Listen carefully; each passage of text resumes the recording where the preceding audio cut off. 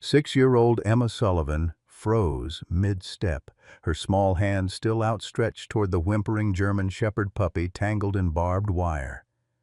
The forest had gone silent except for her own thundering heartbeat. What she saw next defied everything her mother had taught her about stranger danger. 5 massive German shepherds emerged from the tree line like shadows given form, their amber eyes locked on her with an intensity that made her knees shake.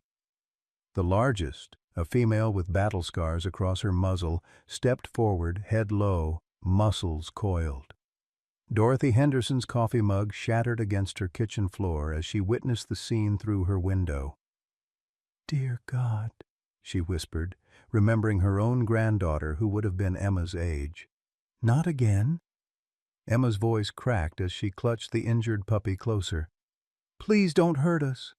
The pack leader's ears flicked forward, not in aggression, but something else entirely. Something that would change everything they thought they knew about loyalty, family, and the language of love that transcends all boundaries. What were these dogs really after? And why did Emma feel safer than she ever had in her life? Leave a like and share your thoughts in the comments along with the city you're watching from now. Let's continue with the story. The morning had started like any other Tuesday in Cascade Falls, Oregon, where the population of 847 souls knew each other's business better than their own. Sarah Michelle Sullivan had kissed her 6-year-old daughter Emma goodbye at 5:30 a.m., her waitress uniform already wrinkled from yesterday's double shift at Millie's Diner. The tips weren't enough, they never were, but Emma needed new school shoes and winter was coming to the Cascade foothills. "Be good for Dorothy, sweetheart," Sarah had whispered, smoothing Emma's honey-colored hair. "Mama will be home before dark." Emma Rose Sullivan was the kind of child who noticed things others missed, the way robins tilted their heads before finding worms, how stray cats always seemed to find their way to her lunchbox, and why the elderly sometimes looked so terribly alone even when surrounded by people. At 6 years old, she possessed an old soul wrapped in pigtails and grass-stained overalls. Dorothy Mae Henderson lived 3 houses down in a white farmhouse that had seen better decades.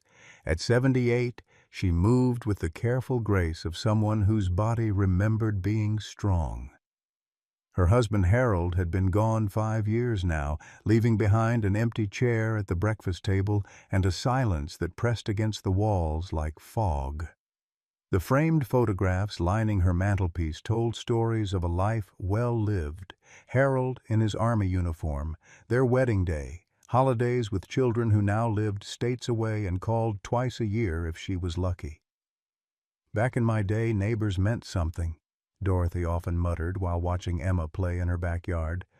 The child had become her unexpected blessing, filling the quiet hours with laughter and endless questions about everything from why leaves changed colors to whether dogs dreamed.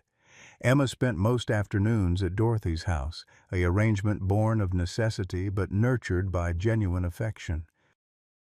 While Sarah worked split shifts to keep their modest apartment, Dorothy found purpose in packed lunches, homework help, and bedtime stories about princesses who saved themselves. The forest behind Dorothy's property stretched for miles into the Cascade National Forest, a wilderness that had remained largely untouched despite the encroaching development. Local park rangers occasionally patrolled the area, but mostly it belonged to the deer, the occasional black bear, and whatever other creatures made their homes among the Douglas firs and maple trees. Marcus Webb had been assigned to this sector for 3 years, though he rarely spoke about his work beyond the necessary reports. The 42-year-old ranger carried himself with military precision, his uniform always pressed, his truck meticulously maintained. Neighbors respected his dedication, but noted the way his hands sometimes shook when dogs barked too loudly, how he always parked facing the exit, and the haunted quality in his eyes that suggested battles fought far from Oregon's peaceful forests. None of them knew that this Tuesday would shatter their quiet lives forever, or that a little girl's compassion would expose secrets that had been buried deeper than any winter frost. Emma had been chasing a particularly bold squirrel through Dorothy's backyard when she first heard the sound, a soft, desperate whimpering that seemed to come from the forest's edge. The squirrel forgotten, she paused near the old wooden fence that marked the boundary between Dorothy's property and the wild. "What's wrong, little one?" she whispered, her 6-year-old instincts already pulling her toward whatever creature needed help. The whimpering grew louder as she pushed through a gap in the fence boards, her sneakers crunching on fallen maple leaves. 20 yards into the forest, she found him, a German shepherd puppy, no more than 3 months old, caught in a cruel tangle of rusted barbed wire that had been carelessly left by illegal hunters. The wire had cut deep into his left hind leg, and his dark brown eyes were wide with pain and terror. "Oh, no! Oh, no!" Emma breathed, dropping to her knees beside the trapped animal. Blood matted his black and tan fur, and she could see he'd been struggling for hours, maybe longer. His tiny body shook with exhaustion and dehydration. Without hesitation, Emma began working at the wire with her small fingers, ignoring the sharp metal that bit into her palms.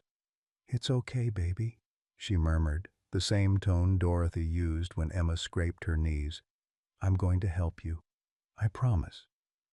The puppy whined softly but didn't struggle as Emma carefully unwound the wire from his leg.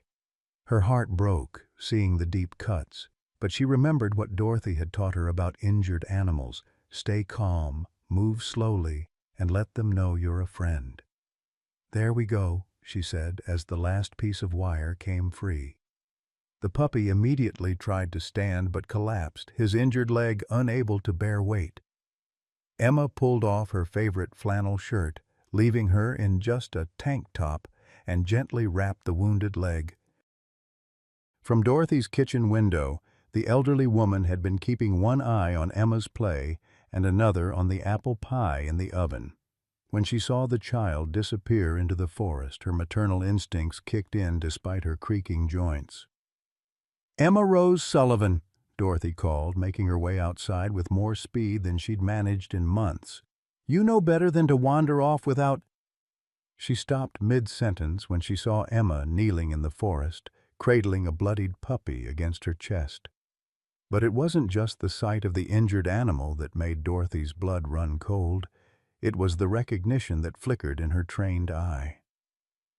"Child, step away from that puppy right now," Dorothy said quietly, her voice carrying the authority of someone who'd spent 30 years training military and police dogs.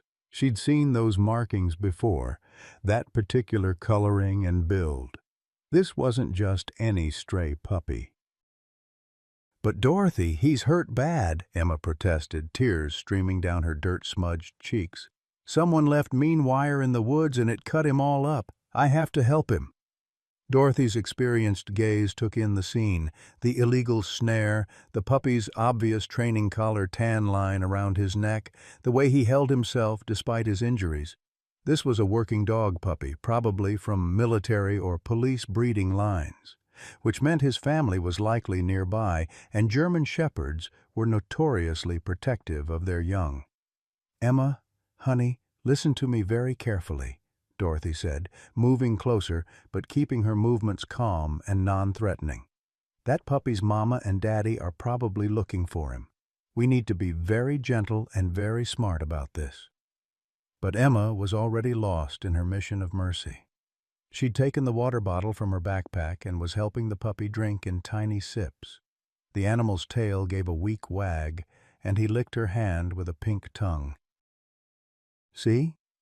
He knows I'm helping," Emma said with the absolute certainty that only children possess.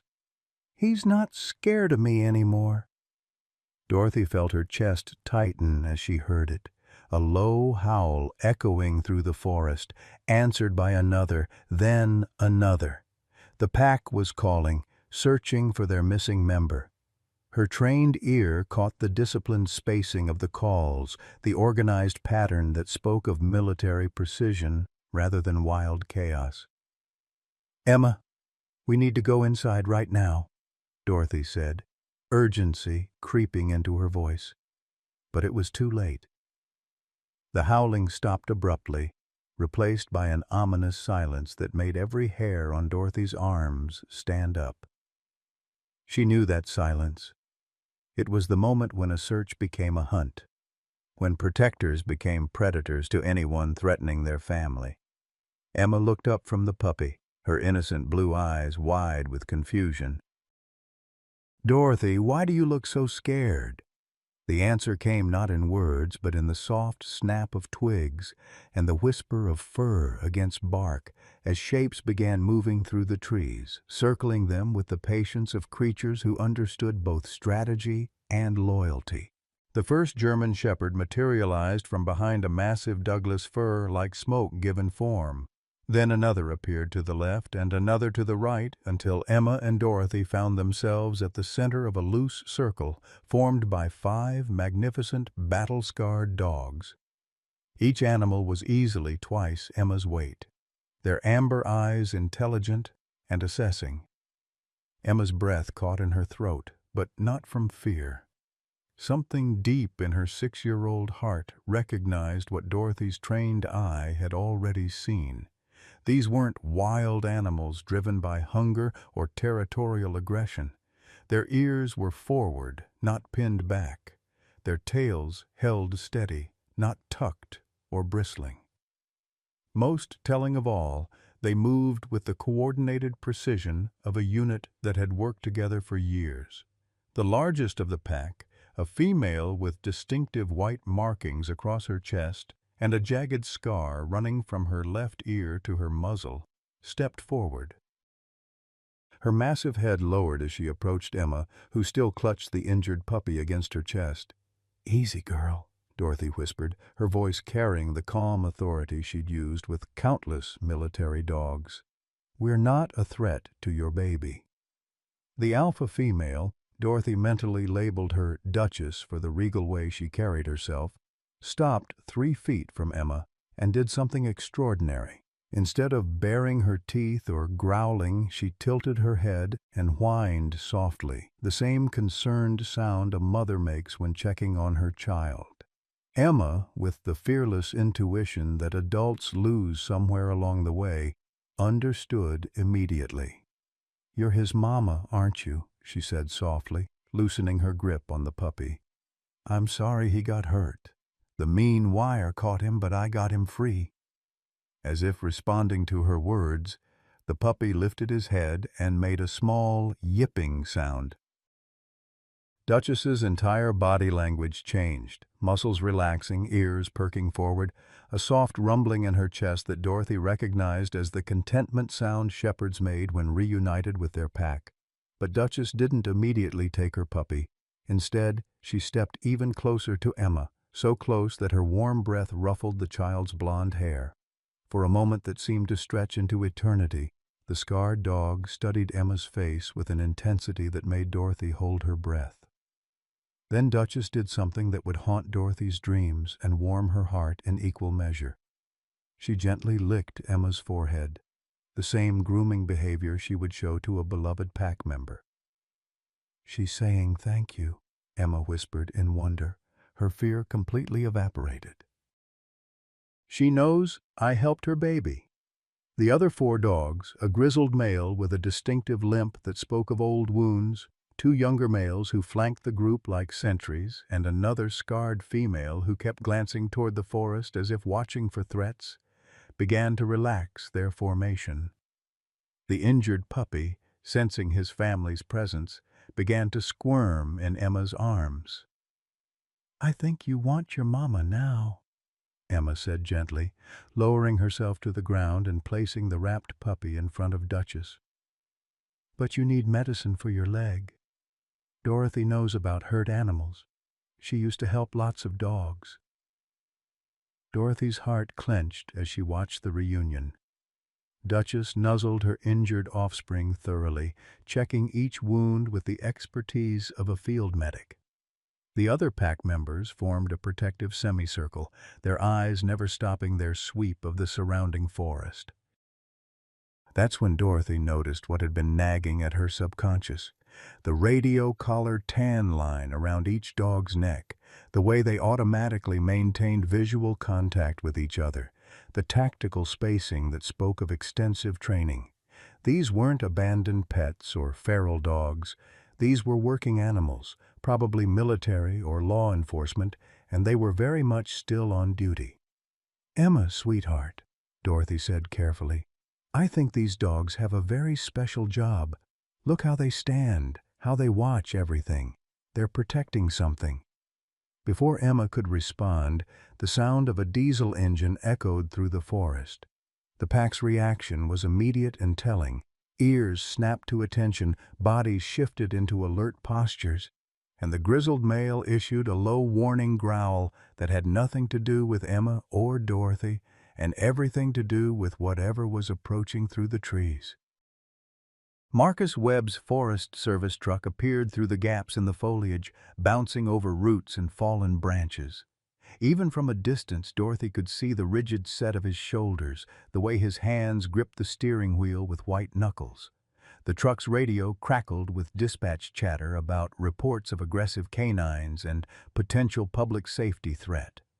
The pack's formation tightened around Emma and Dorothy, but their attention remained fixed on the approaching vehicle. Duchess positioned herself directly in front of Emma, while the other adults created a living wall between the child and the potential threat. "Dorothy," Emma whispered, confusion creeping into her voice as she sensed the sudden tension. "Why are the dogs scared of Ranger Marcus? He's supposed to be nice." Dorothy's 60 years of reading animal behavior told her a story that made her blood run cold. These dogs weren't just wary of Marcus, they were actively protecting Emma from him. Their body language screamed one clear message: this man represented danger. As Marcus's truck stopped 50 yards away and he stepped out with what appeared to be a tranquilizer rifle, Dorothy felt pieces of a puzzle clicking together in her mind. The precision of the pack's movements, their obvious combat experience, the way they'd appeared in response to their puppy's distress, and now their unanimous identification of a uniformed authority figure as a threat. "Emma," Dorothy said quietly, "I need you to stay very still and keep holding that puppy. These dogs are trying to protect us, and I think they might know something about Ranger Marcus that we don't." Marcus was shouting something across the distance, his voice carrying an edge of panic that seemed at odds with a routine animal control situation. The pack didn't respond to his commands to stand down and disperse immediately.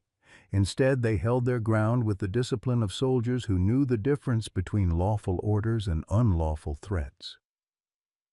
Emma looked up at Dorothy with eyes that seemed far too old for her 6-year-old face. "Dorothy, I think the dogs are trying to tell us something important. They're not scared of us at all. They're scared for us." As Marcus raised his tranquilizer rifle and began advancing through the trees, Dorothy realized that Emma was right. These 5 battle-scarred German shepherds hadn't surrounded them as prey. They had surrounded them as family, creating an unbreakable circle of loyalty around a little girl whose act of compassion had somehow triggered their deepest protective instincts. The question was, what did they know about Marcus Webb that could turn trained protection dogs against a uniformed ranger? And more importantly, would Dorothy and Emma survive long enough to find out? Marcus Webb's hands trembled as he adjusted his grip on the tranquilizer rifle, the weight of the weapon feeling foreign despite his years of military training. The pack of German shepherds hadn't moved from their protective formation around the elderly woman and the child, and something about their disciplined positioning made sweat bead on his forehead despite the cool October air. "Mrs. Henderson," he called out, his voice carrying an authority that didn't quite mask his underlying panic, "you and the child need to move away from those animals immediately. They're considered dangerous, and I'm authorized to neutralize any threat to civilian safety." Dorothy felt her jaw clench at the word neutralize. She'd heard that cold military terminology before. During her years training K-9 units for overseas deployment. It meant kill, plain and simple. "These dogs haven't shown any aggressive behavior, Marcus," Dorothy replied, her voice steady despite the situation. The child found an injured puppy and the pack came to retrieve their young one. That's natural behavior, not aggression. Emma, still cradling the wounded puppy, looked between the ranger and the dogs with growing confusion. The puppy had stopped whimpering and was breathing more steadily, his small body warm against her chest. Duchess remained positioned protectively beside her, the dog's amber eyes never leaving Marcus's face. "Natural behavior?" Marcus's voice cracked slightly. "Mrs. Henderson, those are feral dogs operating as a pack. Do you have any idea what damage animals like that can do to a child? Do you understand the statistics on pack attacks?" But Dorothy was studying the dogs with the trained eye of someone who'd spent 3 decades reading canine behavior. The grizzled male shepherd had a distinctive scar pattern across his muzzle that she recognized, blast damage probably from an IED explosion. The younger male to the left favored his right rear leg in a way that suggested old shrapnel wounds. These weren't feral dogs. These were veterans. "Marcus," Dorothy said carefully, "when did you last see service records for this sector? Because unless I'm very much mistaken, these dogs have military training. Look at their formation, their discipline. They're not acting like wild animals." The ranger's face went pale at her words, and his grip on the rifle tightened. That's impossible. There are no active military K-9 units assigned to this area." Emma watched this exchange with the acute awareness that children possess when adults are discussing something important in code. She could feel the tension radiating from Duchess, see the way the other dog's ears swiveled to track every sound Marcus made. Most telling of all, she noticed how the puppy in her arms had begun to whimper softly whenever the ranger spoke, but calmed immediately when Dorothy's voice reached him.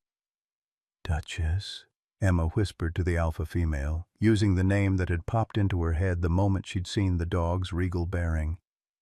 "What are you trying to tell us about him?" As if responding to her words, Duchess turned her massive head toward Emma and made a sound Dorothy had never heard in 30 years of working with German shepherds, a low, almost conversational rumble that seemed designed to convey complex information. Meanwhile, 3 miles away in the town of Cascade Falls, Sarah Sullivan was experiencing the worst kind of panic a single mother could know. She'd returned from her morning shift at the diner to find Emma's bed empty and Dorothy's house silent. The elderly woman's car was still in the driveway, but neither she nor Emma were anywhere to be found. "Dorothy," Sarah called, her voice echoing through the quiet neighborhood. "Emma, where are you?" Mrs. Patterson from across the street emerged from her garden, soil-stained gloves in hand. "Sarah, honey, what's wrong?" "Emma's missing," Sarah said, fighting to keep her voice steady. "She was supposed to be at Dorothy's, but they're both gone. Have you seen them?" The older woman's expression shifted to concern. "I did see that ranger fellow, Marcus Webb, driving through about an hour ago. Looked like he was heading toward the Forest Service road. And come to think of it, I heard some dogs howling earlier. Unusual for this time of day." Sarah's maternal instincts kicked into overdrive. Emma loved animals, sometimes to the point of recklessness. If there were stray dogs in the forest and her daughter had heard them in distress, "I'm calling the police," Sarah said, pulling out her phone with shaking hands. Back in the forest, the standoff was intensifying. Marcus had moved closer, close enough that Dorothy could see the sheen of sweat on his face despite the cool air. His military bearing remained intact, but there was something desperate in his eyes that made her deeply uneasy. "Final warning, Mrs. Henderson," Marcus said, raising the tranquilizer rifle to his shoulder. "Move the child away from those animals now. or I'll be forced to take action." "You'll have to go through me first," Dorothy replied, stepping in front of Emma with a courage that surprised even herself. At 78, she'd thought her days of standing up to bullies were long behind her. That's when Duchess made her move. The alpha female stepped forward, placing herself between Dorothy and Marcus, and did something that made Dorothy's heart nearly stop. She sat down in the perfect canine demonstration position and offered her paw. "Dear God," Dorothy whispered, "you're not feral at all, are you, girl?" "You're trying to show him you're trained, that you're not a threat." The gesture seemed to have the opposite effect on Marcus. His face contorted with something that looked like rage mixed with terror, and his finger moved to the rifle's trigger. "No!" Emma shouted, surprising everyone, including herself. The 6-year-old stood up, still holding the injured puppy, and faced down the armed ranger with the fearless conviction that only children possess.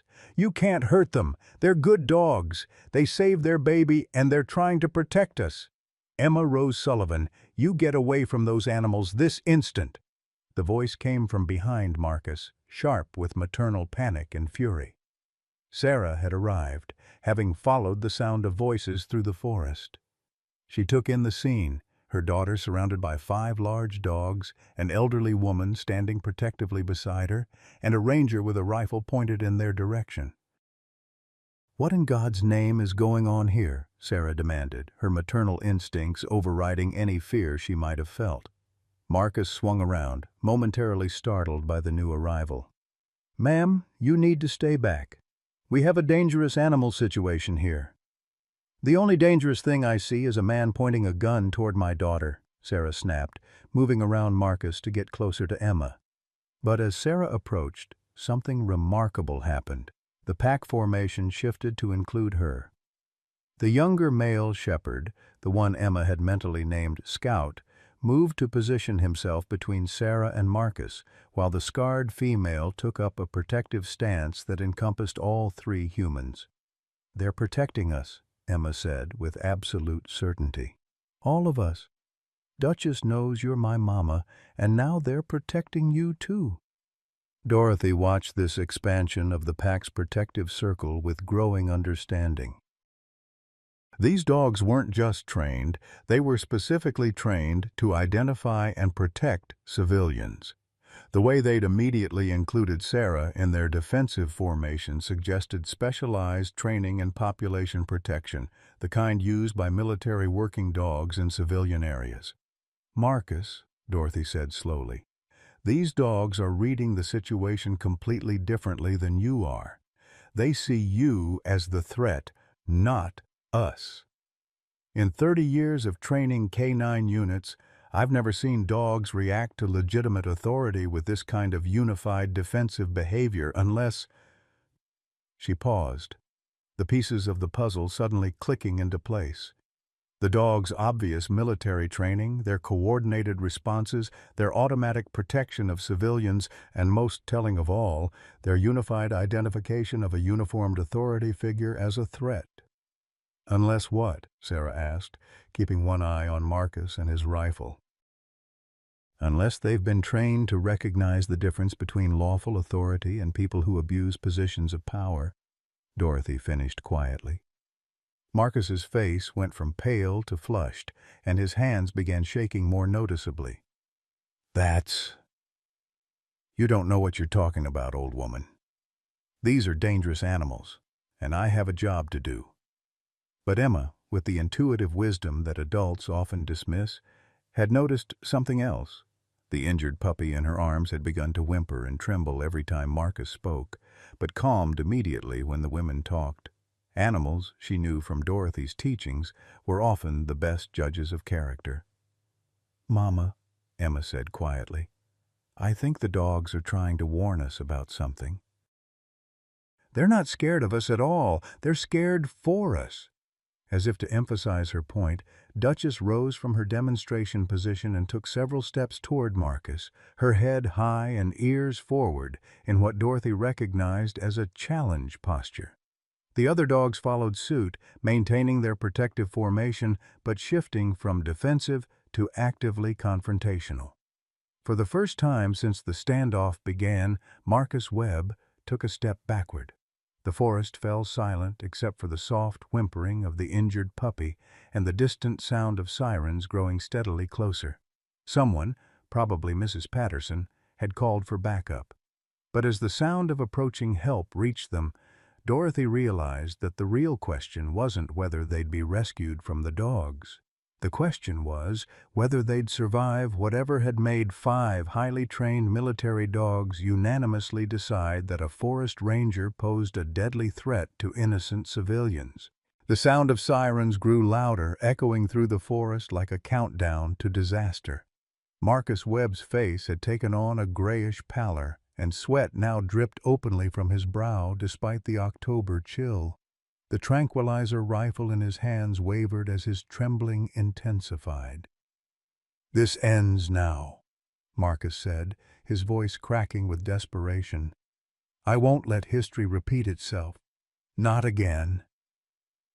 Dorothy caught the strange phrasing, "history repeat itself," and filed it away in her mind. But before she could process its meaning, everything exploded into motion. Marcus raised the rifle toward Duchess, who had positioned herself as the primary shield between him and Emma.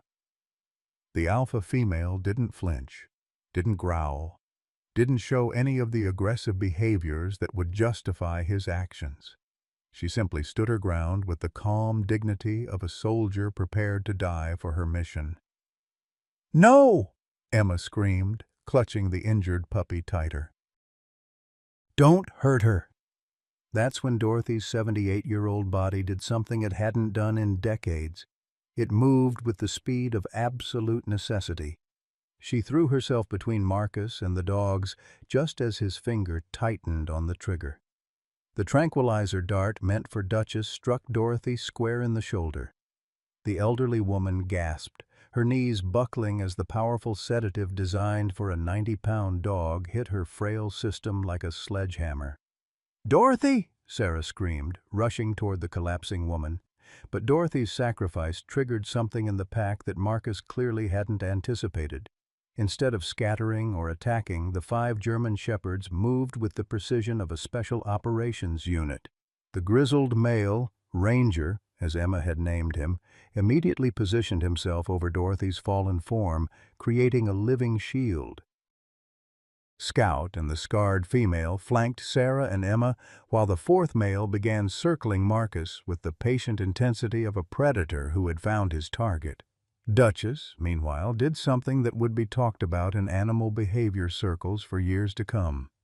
She looked directly at Emma, made that same conversational rumble she'd used before, and then deliberately picked up Dorothy's dropped cell phone in her mouth.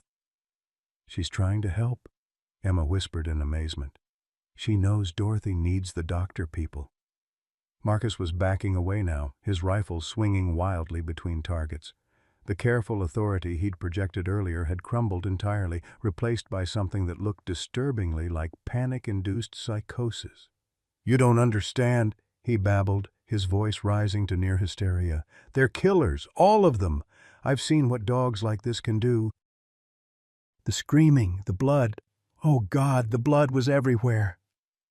Sarah knelt beside Dorothy, whose breathing had become shallow and rapid. The sedative was clearly affecting her heart, and her lips were taking on a blue tinge that terrified Sarah more than all the dogs combined. "We need paramedics now," Sarah shouted toward the approaching sirens. "She's having a cardiac episode." But even as Sarah called for help, she noticed something remarkable. The pack had organized themselves into what could only be described as an emergency response formation. Ranger continued shielding Dorothy's body with his own, while Scout had positioned himself where he could signal to the approaching emergency vehicles. The scarred female maintained overwatch, her eyes constantly scanning the forest for additional threats, and Duchess, magnificent battle-scarred Duchess, had somehow managed to activate Dorothy's phone. The emergency call button glowed on the screen, and Sarah could hear the distant voice of a 911 operator asking, "What is your emergency?" "This is impossible," Marcus whispered, staring at the coordinated response. Wild dogs don't. They can't. Because they're not wild dogs, you fool, Dorothy gasped from the ground, fighting the sedative with sheer force of will. They're military working dogs, probably discharged veterans, and they recognize something in you that's making them treat you as a hostile. The words hit Marcus like a physical blow. His face went from gray to white, and the rifle nearly slipped from his nerveless fingers. "No," he whispered. "No, that's not. I buried the reports.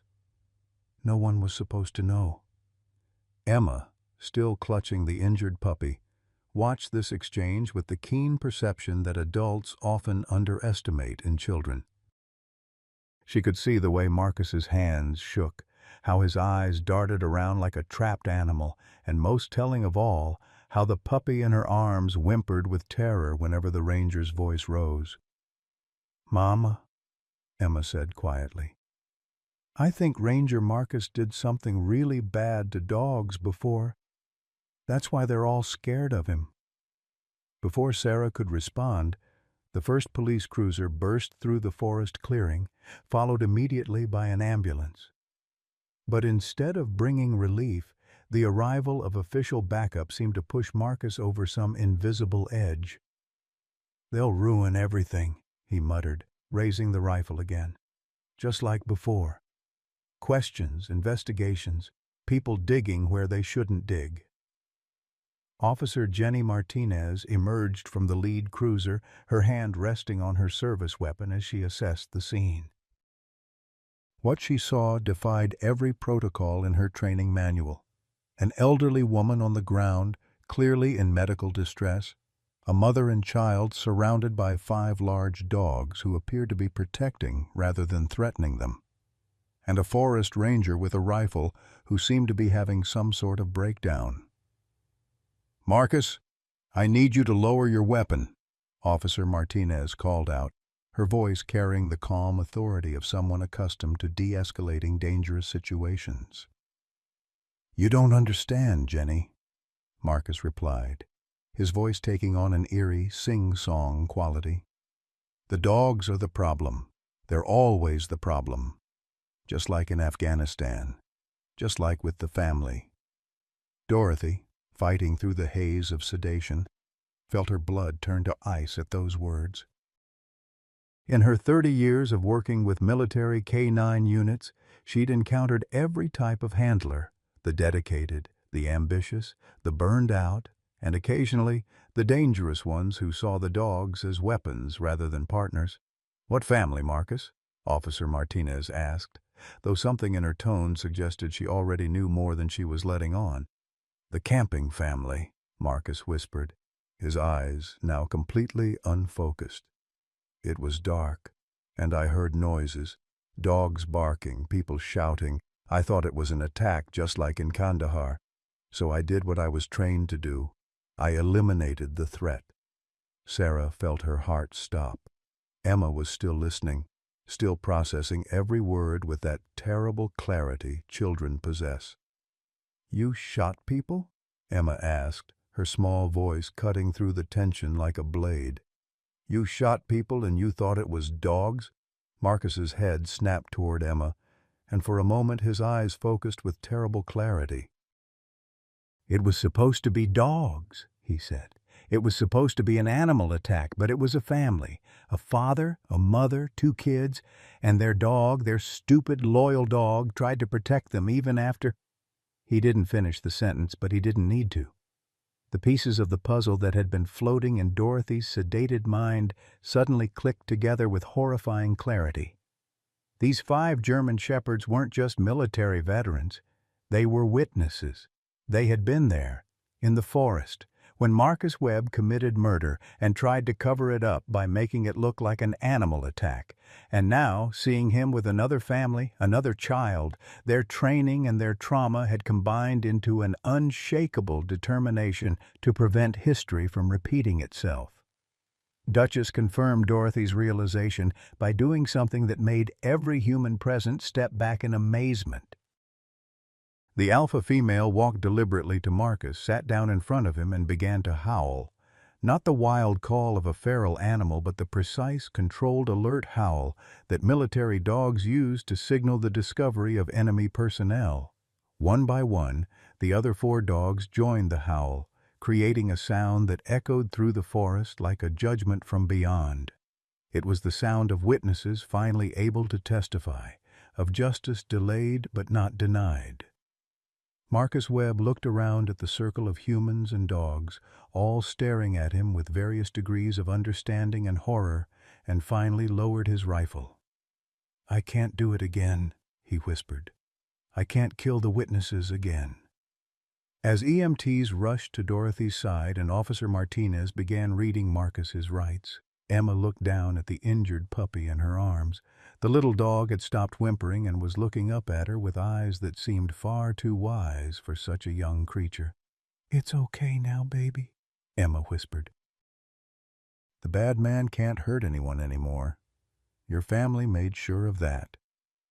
But even as help arrived and the immediate crisis passed, Emma couldn't shake the feeling that this was only the beginning of a much larger story, one that would change everything she thought she knew about courage, loyalty, and the bonds that connect all living things.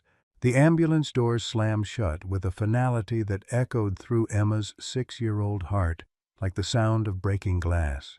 Through the small rear window she could see Dorothy's pale face, oxygen mask covering her mouth, IV lines snaking from her arm like mechanical lifelines fighting against time itself. "Mama, is Dorothy going to die?" Emma whispered, the injured puppy still cradled against her chest. The little German shepherd had grown quieter as the chaos unfolded, as if sensing that something precious was slipping away. Sarah knelt beside her daughter, her own eyes red with tears she was trying desperately to hold back. "I don't know, sweetheart. The medicine that bad man gave her was meant for dogs, not people. It's making her heart work too hard." The words hit Emma like physical blows. Dorothy, her chosen grandmother, her afternoon companion, her teacher of all things gentle and wise, might die because she had tried to protect the dogs. Because she had thrown herself between cruelty and innocence, just like she'd taught Emma to do for wounded animals. Duchess, the alpha female, padded slowly over to where Emma sat on a fallen log. The massive dog's amber eyes held a depth of sorrow that seemed almost human. She gently nuzzled Emma's shoulder, then laid her great head across the child's lap in a gesture of comfort that transcended species. "She knows Dorothy is hurt because of us," Emma said, stroking Duchess's scarred fur. "She's sorry." Officer Martinez finished securing Marcus in her patrol car and walked back to where the pack had gathered around Emma and Sarah. The other 4 dogs, Ranger, Scout, the scarred female Emma had named Angel, and the 4th male she'd christened Bear, maintained their protective formation, but their body language spoke of grief rather than vigilance. "Ma'am," Officer Martinez addressed Sarah, "I need to ask you some questions about what happened here. But first, are you and your daughter injured? Do you need medical attention?" Sarah shook her head, never taking her eyes off the ambulance as it disappeared through the trees, sirens wailing. "We're fine physically, but Dorothy, she's the closest thing to family we have left. If she doesn't make it..." Her voice broke completely then, and Emma saw her mother cry for the first time in her young life. The sight was more terrifying than facing the pack, more frightening than Marcus's rifle, because if her mama couldn't be strong, then who would take care of them? "The dogs saved us," Emma said suddenly, her small voice cutting through her mother's sobs. "Duchess and her family knew that man was bad. They were trying to protect us from him, not hurt us. Dorothy knew it too. That's why she stepped in front of the gun." Officer Martinez studied the pack with the eye of someone trained to assess threats. What she saw contradicted everything she'd been told over the radio. These dogs showed no signs of aggression, no pack hunting behavior, no territorial displays. Instead, they demonstrated the kind of disciplined concern she'd only seen in highly trained service animals. "I'm going to call animal control," she said carefully, "but based on what I'm observing, I think we need to reevaluate the situation. These dogs don't appear to be feral or dangerous." "Don't let them take the babies away," Emma pleaded, tears streaming down her dirt-stained cheeks. "Please, they're a family, and families should stay together. Dorothy always said families should stay together." As if understanding the conversation, Duchess lifted her head from Emma's lap and made that same conversational rumble she'd used earlier. Then she did something that made Officer Martinez reach for her radio with shaking hands. The alpha female stood, walked to Marcus's abandoned tranquilizer rifle and very deliberately knocked it over with her paw. Then she returned to Emma, sat in the perfect K9 demonstration position, and offered her paw for a shake. "Jesus Christ," Officer Martinez whispered. "These aren't wild dogs. These are working dogs, military or police K9 veterans, from the look of their scars and behavior." She keyed her radio with trembling fingers. "Dispatch, this is Martinez. I need you to contact the nearest military base and ask about any discharged K9 units in this area. Also, I need background checks on Forest Ranger Marcus Webb, specifically any military service records and any previous incidents involving animals or civilians." While Officer Martinez made her calls, Emma found herself surrounded by the pack in a way that felt different from the earlier protective formation. This wasn't about defense anymore. It was about comfort. Each dog seemed to understand that she was grieving, and they offered what comfort they could in the way of their kind. Bear, the largest of the males, lay down beside her and rested his massive head on her feet. Angel, the scarred female, pressed against her left side, providing warmth and steady breathing that helped calm Emma's racing heart. Scout positioned himself where he could keep watch over the group while still being close enough to offer comfort, and Ranger, the grizzled veteran with the blast scars, sat directly in front of her with his back to the forest, standing guard over his new pack. "They're adopting us," Sarah realized, wonder creeping through her grief. "They've decided we're part of their family now." The injured puppy in Emma's arms stirred and made a small sound, drawing Duchess's immediate attention. The alpha female sniffed her offspring carefully, then looked at Emma with what could only be described as gratitude. The message was clear. "You saved my baby, so now you are my baby too."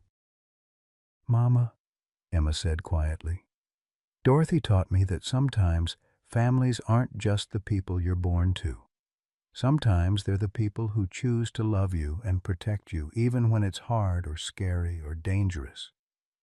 Sarah looked at her daughter, really looked at her, for the first time in what felt like months.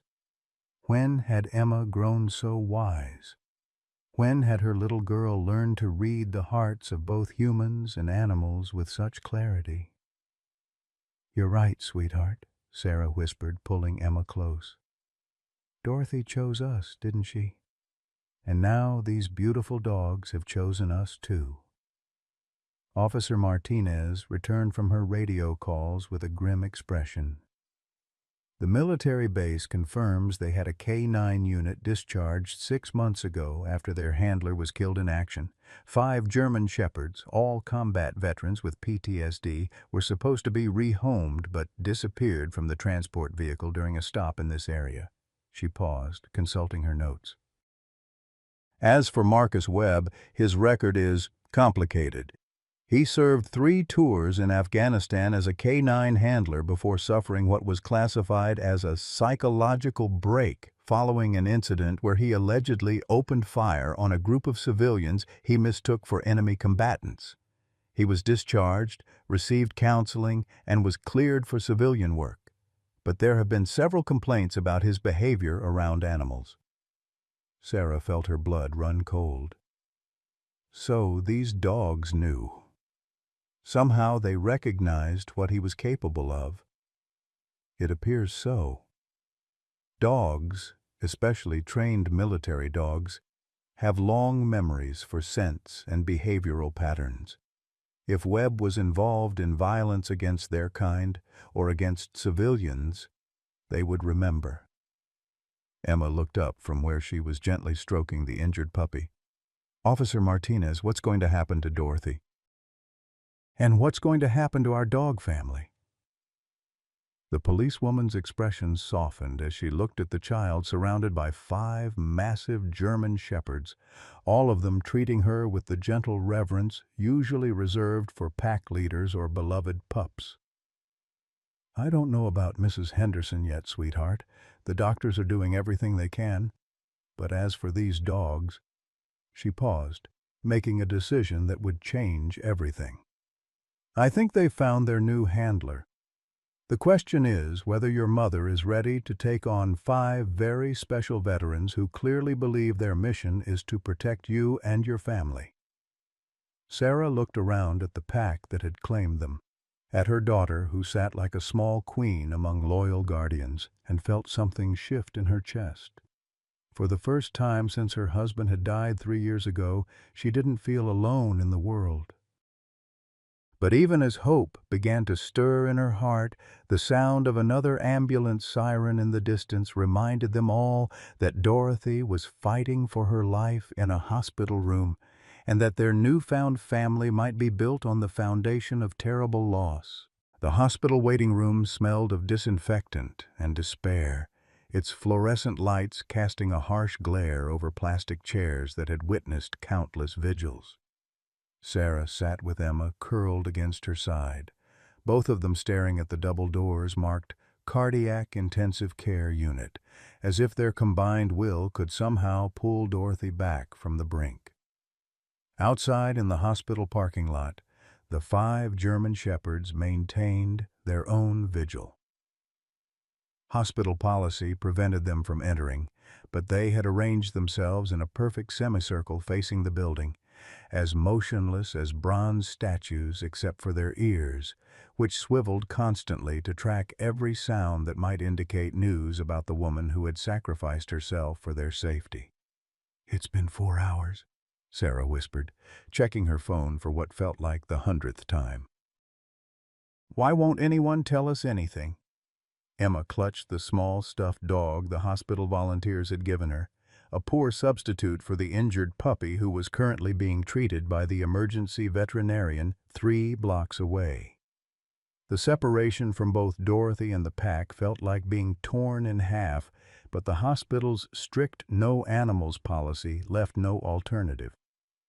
Dr. Patricia Chen emerged through the ICU doors, her scrubs wrinkled and her expression carefully neutral in the way that medical professionals master when delivering life-altering news. She spotted Sarah and Emma immediately. They were the only visitors in the cardiac wing at 11 p.m., and their story had already spread through the hospital staff like wildfire. "Mrs. Sullivan?" Dr. Chen approached with measured steps. "I'm Dr. Chen, Mrs. Henderson's cardiologist. Are you family?" "We're the closest thing she has to family," Sarah replied, standing and unconsciously pulling Emma closer. "Her children live across the country and barely call. Dorothy has been like a grandmother to Emma. Please, how is she?" Dr. Chen knelt down to Emma's eye level, a gesture that immediately told Sarah more about Dorothy's condition than any medical jargon could have conveyed. When doctors made themselves small for children, it usually meant the news was going to be big and terrible. "Emma, I understand you're very close to Mrs. Henderson. Is that right?" Dr. Chen's voice carried the gentle tone reserved for delivering impossible news to people too young to understand why the world could be so cruel. Emma nodded, tears already welling in her blue eyes. "She's my chosen grandma. She teaches me about animals and makes the best apple pie and always listens to my stories about school. Is she going to be okay?" Dr. Chen exchanged a look with Sarah that communicated volumes. "Emma, Mrs. Henderson is very sick." The medicine that was meant for dogs was much too strong for a person, especially someone her age. It put a lot of stress on her heart, and her heart was already not working as well as it should have been. "But you can fix her, right?" Emma's voice cracked with the desperate hope of a child who still believed adults could solve any problem if they just tried hard enough. "You have special doctor medicine that can make her better?" "We're doing everything we can," Dr. Chen said carefully. "But I need you to understand that Mrs. Henderson is very, very sick. Her heart is having trouble beating on its own, and we have her connected to machines that are helping her breathe and keeping her comfortable." Sarah felt the floor beneath her feet seem to shift and tilt. Dorothy couldn't die. Not now. Not when Emma had already lost her father. Not when the elderly woman had become the anchor that kept their small family grounded in something resembling stability. "Can we see her?" Sarah asked, though she wasn't sure she was ready for whatever they might find beyond those ICU doors. Dr. Chen hesitated. "She's unconscious and connected to quite a lot of medical equipment. It might be frightening for Emma to see her that way." "I want to see her," Emma said with the fierce determination that had driven her to rescue the injured puppy hours earlier. "She needs to know we're here. She needs to know the dog babies are safe." Something in the child's voice seemed to reach Dr. Chen in a way that medical training couldn't explain. "All right, but just for a few minutes, and you need to prepare yourselves. She looks very different from when you last saw her." The ICU was a maze of beeping machines and hushed voices where the boundary between life and death was measured in heartbeats and maintained by an intricate network of tubes and wires. Dorothy's room was at the end of the hall, its door marked with warnings about infection control and visitor limitations. When they entered, Emma's small gasp was the only sound besides the rhythmic whoosh of the ventilator and the steady beep of heart monitors. Dorothy lay surrounded by machines that seemed too large and complex for one small elderly woman to require. Her silver hair was spread across the pillow like spun moonlight, and her face held a peaceful expression that belied the crisis raging within her failing body. "She looks like she's just sleeping," Emma whispered, moving closer to the bed with the fearless curiosity of childhood. "Like when she falls asleep in her chair, watching the news." Sarah couldn't speak. The Dorothy she knew was animated by constant motion, hands always busy with knitting or cooking or gardening, eyes bright with interest in everything around her. This still, silent figure connected to machines felt like a stranger wearing Dorothy's face. "Can she hear us?" Emma asked Dr. Chen. "We don't know for certain, but many patients in her condition do seem to respond to familiar voices. It's perfectly fine to talk to her." Emma climbed onto the chair beside Dorothy's bed, carefully avoiding the maze of tubes and wires. She reached out and gently took Dorothy's hand, the same hand that had taught her to tie shoes, shown her how to braid friendship bracelets, and wiped away tears after playground disputes. "Hi, Grandma Dorothy," Emma said softly, using the title that had evolved naturally over the months of shared afternoons. "It's me, Emma. I wanted to tell you that the dogs are okay. All of them. Duchess and Ranger and Scout and Angel and Bear. They're all safe because you were so brave." Sarah watched her daughter with wonder. Where had Emma learned to navigate grief with such grace? When had her little girl developed the instinct to comfort others even when her own heart was breaking? "The puppy is at the vet doctor getting his leg fixed," Emma continued, her small voice steady despite the tears sliding down her cheeks. "And Mama says maybe we can keep all of them if you wake up to help teach me how to take care of such big dogs. They're really good dogs, Dorothy. They protected us just like you said they would." The heart monitor continued its steady beeping, but Sarah could have sworn she saw Dorothy's fingers twitch slightly in response to Emma's voice. "The bad man can't hurt anyone anymore," Emma added, her voice dropping to a whisper as if sharing a secret. Officer Martinez says the dogs were trying to tell us he was dangerous because they remembered him from before. You were right about dogs being good judges of character.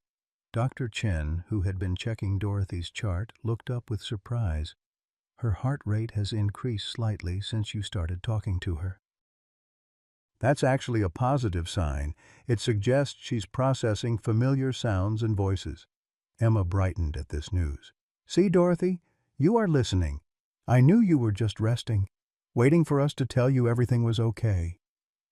But even as hope flickered in Emma's eyes, the reality of Dorothy's condition pressed down on Sarah like a weight she wasn't sure she could bear. The elderly woman who had become their family's foundation was slipping away, and there was nothing any of them could do except wait and hope and hold vigil in this antiseptic room that smelled of endings. Through the ICU window, Sarah could see the parking lot where 5 German shepherds continued their patient watch. The pack that had chosen to protect her family was now keeping their own vigil for the woman who had recognized their true nature and died defending them. As visiting hours came to an end and they were forced to leave Dorothy's bedside, Emma turned back one last time. Don't forget to dream about us, Dorothy. And don't forget to dream about Captain and Uncle Harold. We'll be back tomorrow and every day after that until you're ready to come home. The promise hung in the air as they walked back down the ICU hallway, past other rooms where other families faced their own impossible vigils. Sarah wondered if Emma understood the magnitude of what she had just promised, or if she was simply speaking with the absolute faith of childhood, believing that love and loyalty could overcome any obstacle, even death itself. Outside, the pack rose to greet them as they emerged from the hospital, their amber eyes reflecting the parking lot lights like candles in the darkness. Duchess approached Emma with careful steps and gently nuzzled the child's tear-stained cheek, offering comfort in the way of her kind. She's fighting, Emma told the dog solemnly. Dorothy is fighting really hard to come back to us, just like you fought to protect us from the bad man. As they drove home through the dark streets of Cascade Falls, Emma fell asleep against Sarah's shoulder, exhausted by the emotional weight of the day. The pack followed behind them in perfect formation, as if they understood that their mission now extended beyond simple protection to something more complex and profound. They were guardians not just of lives, but of the fragile bonds that make survival worthwhile. 3 days passed in a blur of hospital visits and sleepless nights. Dorothy remained unconscious, her condition hovering in that terrible limbo between hope and despair that doctors described with careful euphemisms like guarded and critical but stable. Emma had taken to reading her favorite picture books aloud during visiting hours, convinced that Dorothy's favorite stories about brave animals and kind children would somehow call her back from whatever distant place she was wandering. On the 4th morning, everything changed. Sarah was making coffee in Dorothy's kitchen. They had moved temporarily into the elderly woman's house so Emma could be near the pack, who had claimed Dorothy's backyard as their own, when her phone rang with a number she'd memorized by heart. Mrs. Sullivan, this is Dr. Chen. I need you to come to the hospital immediately. Sarah's hands went numb, and the coffee mug slipped from her fingers to shatter against the linoleum floor. Emma, who had been feeding scraps of toast to the recovered puppy they'd named Buddy, looked up with eyes that seemed far too old for her 7-year-old face. Is Dorothy dead? Emma asked, with the terrible directness of children who have already learned that the world can be cruel beyond measure. I don't know, sweetheart, Sarah whispered, grabbing her keys with shaking hands, but we need to go to her right now. The drive to the hospital passed in a haze of traffic lights and half-remembered prayers. Emma sat in the back seat with Buddy on her lap. The hospital had agreed to bend their no animals policy given the extraordinary circumstances. while the 5 adult German shepherds followed in the truck that Officer Martinez had loaned them for the pack's transportation. Dr. Chen met them at the ICU entrance, but instead of the grave expression Sarah had been dreading, the cardiologist wore something that looked almost like wonder. "She's awake," Dr. Chen said simply. "About an hour ago, Mrs. Henderson opened her eyes and asked for her girls. I assume she meant you and Emma?" Emma let out a sound that was part sob, part laughter, part pure relief. "She's okay? Really okay?" "She's weak, and she'll need extensive rehabilitation," Dr. Chen cautioned. "The medication did significant damage to her cardiovascular system, but her cognitive function appears intact, and her vital signs have stabilized remarkably. I have to say, in 30 years of cardiology, I've rarely seen such a dramatic turnaround." They found Dorothy propped up in bed, oxygen cannula in her nose and IV lines still snaking from her arms, but her eyes were bright and alert as she watched the door. When Emma appeared, clutching Buddy against her chest, Dorothy's face crumpled with emotion. "There's my brave girl," Dorothy whispered, her voice hoarse from the ventilator tube that had been removed just hours earlier. "Come here, sweetheart. Let me look at you." Emma approached the bed carefully, still awed by the maze of medical equipment, but no longer frightened by it. She climbed into the chair beside Dorothy and gently took the elderly woman's hand, just as she had during all those vigil visits. "We were so scared, Grandma Dorothy," Emma said, using the title that had become as natural as breathing. "The doctor said your heart was working too hard because of the bad medicine that man gave you." Dorothy's eyes sharpened at the mention of Marcus Webb. "That man. Emma, sweetheart, is he gone? Are you and your mama safe?" "He's in jail," Sarah said from the doorway where she'd been hanging back to give Emma and Dorothy their reunion. "Officer Martinez says he confessed to everything, the family he killed, the cover-up, everything. He'll never hurt anyone again." "And the dogs?" Dorothy asked urgently. "The pack? Please tell me they weren't destroyed because of what happened." Emma's face lit up with the first genuine smile she'd shown in 4 days. "They're here! All of them! They've been waiting for you in the parking lot every single day, just like we have. Officer Martinez says we can keep them if we want because they're heroes, and they chose us as their family." As if summoned by their conversation, a familiar sound drifted through the hospital window, the precise, coordinated howling that the pack used to communicate across distances. Duchess was calling to let them know the dogs were aware that something important was happening inside the building. Dorothy's eyes filled with tears. "They came to check on me?" "They never left," Sarah said, moving closer to the bed.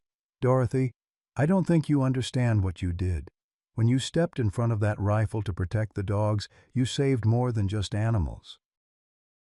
You saved the idea that there are still people in this world willing to sacrifice for something greater than themselves." "Nonsense," Dorothy said, though she was smiling through her tears. "I just did what anyone would do when they see cruelty aimed at innocents. Those dogs were trying to protect you and Emma. I wasn't going to let some damaged fool hurt them for doing what their hearts told them was right." Emma leaned closer to Dorothy, her small face serious. "Grandma Dorothy, while you were sleeping, I figured something out.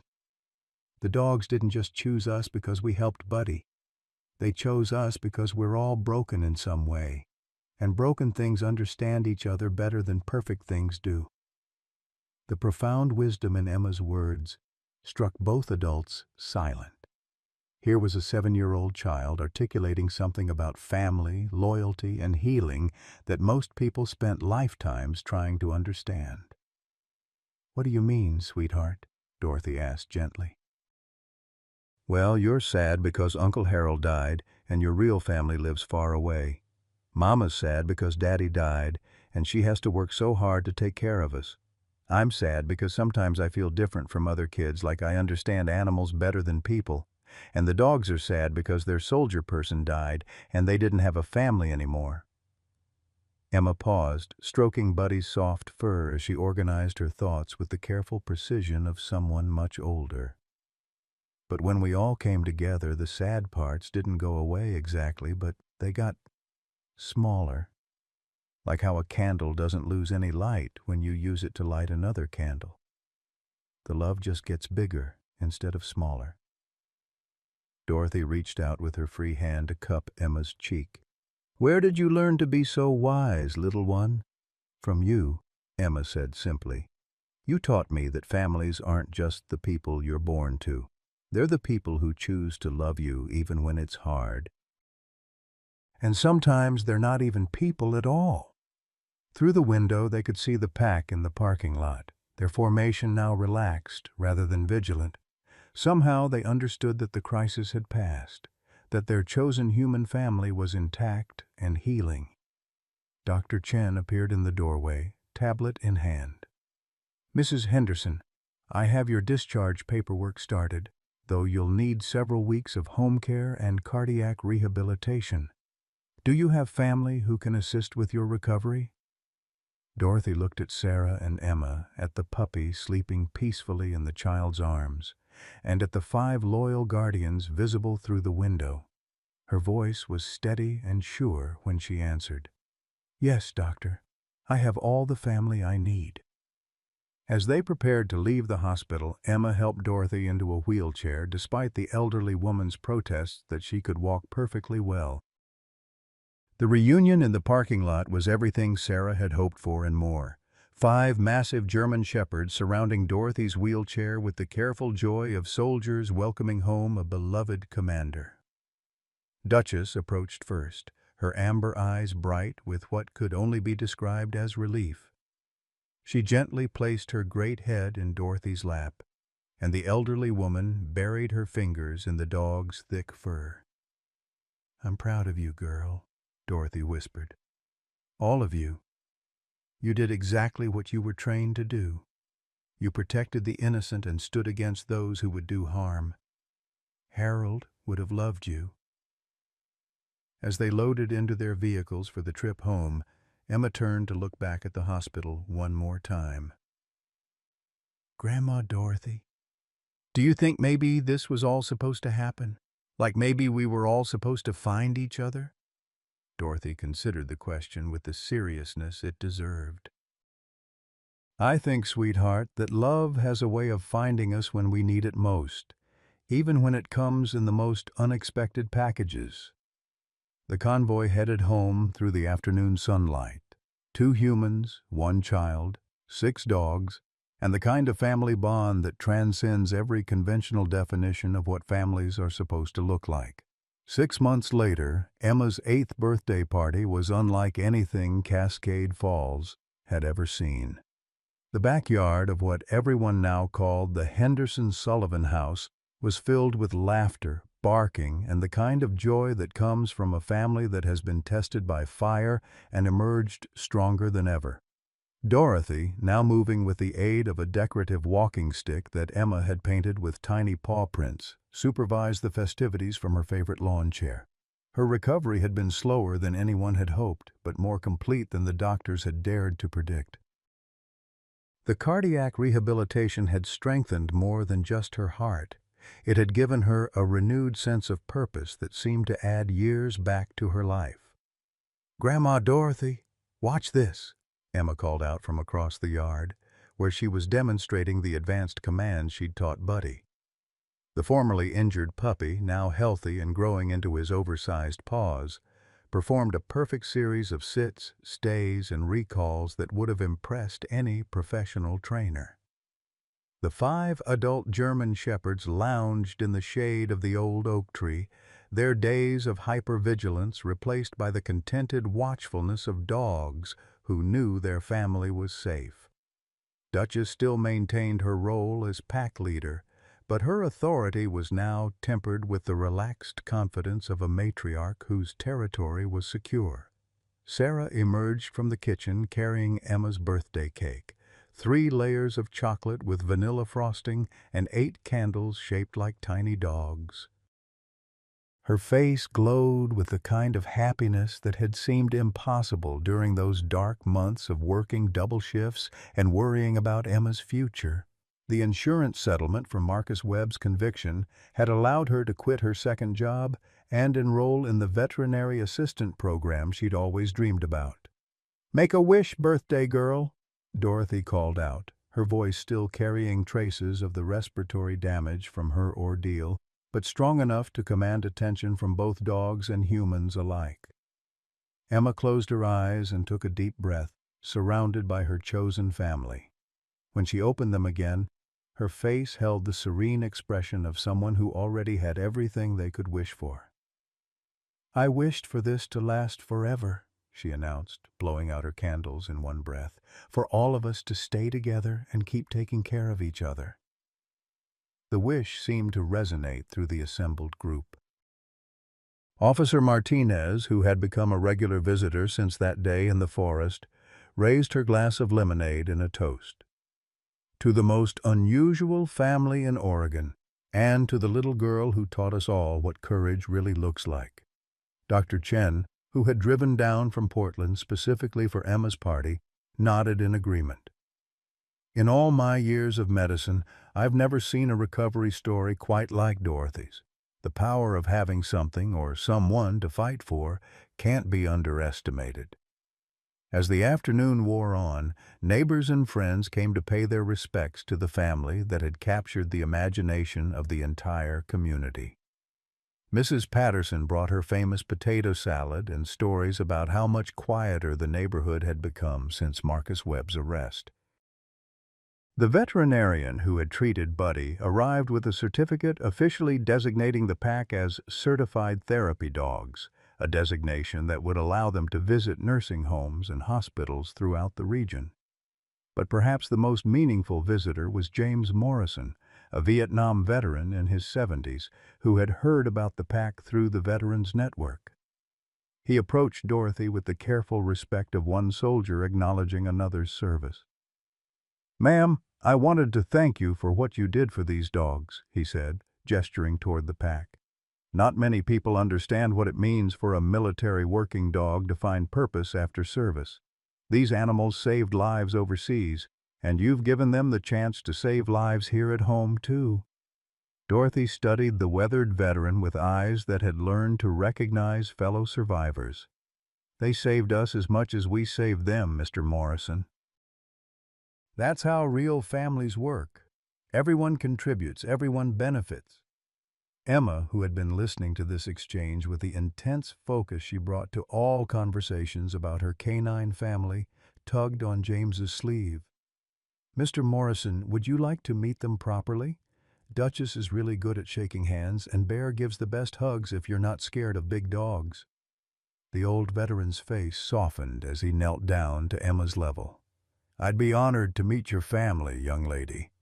I've worked with German Shepherds before, in another place and time." What followed was a reunion of sorts, not between people who had known each other, but between kindred spirits who understood the language of service, sacrifice, and second chances. James spent an hour with the pack, his weathered hands gentle as he examined old scars and whispered words of recognition to animals who had served in conflicts he understood all too well. "These dogs have stories written in their scars," he told Emma as Duchess rested her massive head against his knee. "Each mark represents someone they protected, some mission they completed. You're living with heroes, little one." "I know," Emma said with the matter-of-fact tone she used for obvious truths, "but they're also just family. Heroes can be family, too."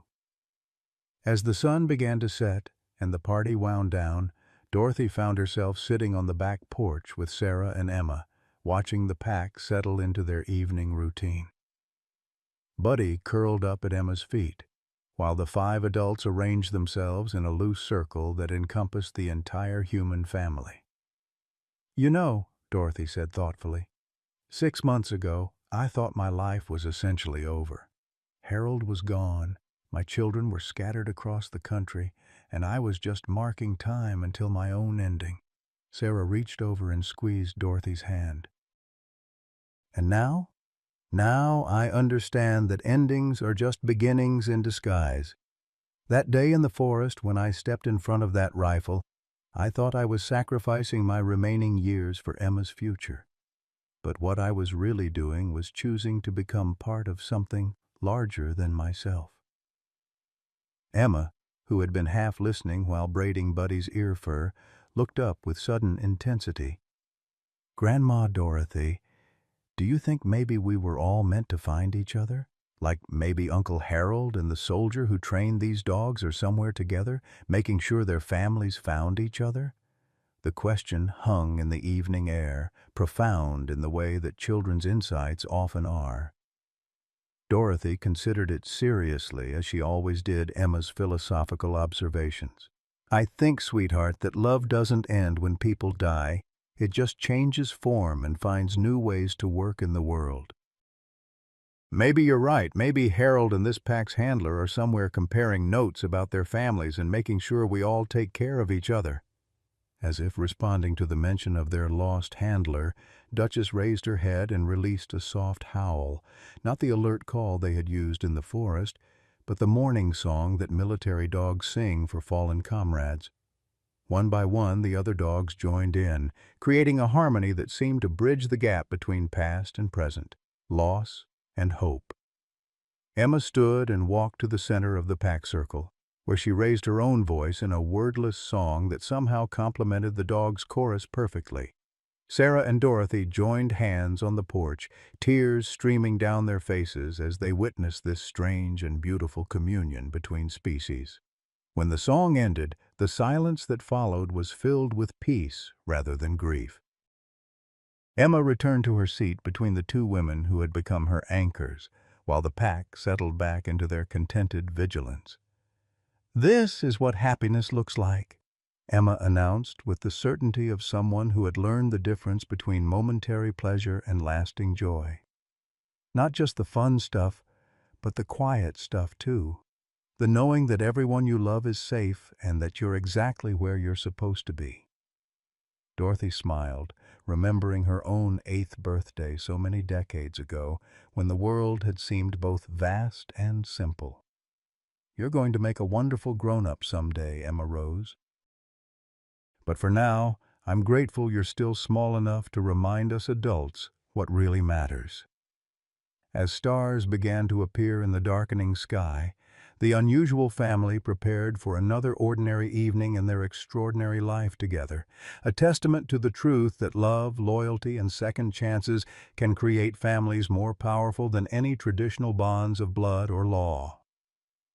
For our readers aged 55 to 68, this story reminds us that it's never too late to find family, purpose, and unexpected joy. Whether you're facing empty nest syndrome, caring for aging parents, or feeling forgotten by younger generations, remember that Dorothy found her greatest adventure at 78. Sometimes the family we need most comes in the most surprising packages. Maybe it's the neighbor child who needs a grandmother figure, the rescue animal who needs a home, or the community that needs your wisdom and experience. Love doesn't retirement, and neither do second chances. Your next chapter of happiness might be just one act of courage away. What unexpected family has brought joy to your later years? Have you ever found purpose by stepping outside your comfort zone to help others? Share your story in the comments. We'd love to hear how you've discovered that family truly has no boundaries.